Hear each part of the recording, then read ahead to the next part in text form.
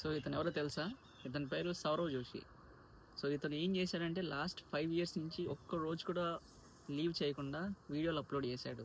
Almost like 2500 videos వరకు ఉన్నాయి అతను యూట్యూబ్లో. సో దాన్ని అంటారు కన్సిస్టెన్సీ అని చెప్పి.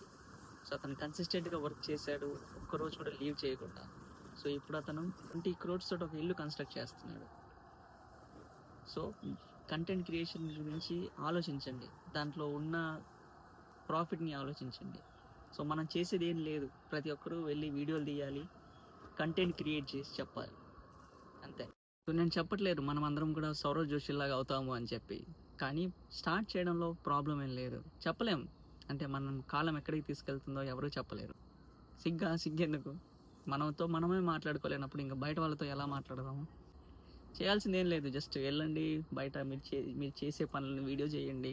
ఫ్రీ టైంలో ఉన్నప్పుడు కొత్త ప్లేసెస్కి వెళ్ళండి, కొత్త ప్లేసెస్కి వెళ్ళి వీడియోలు తీయండి. చూస్తారు, చాలామంది చూసే వాళ్ళు ఉన్నారు మన ఇండియాలో.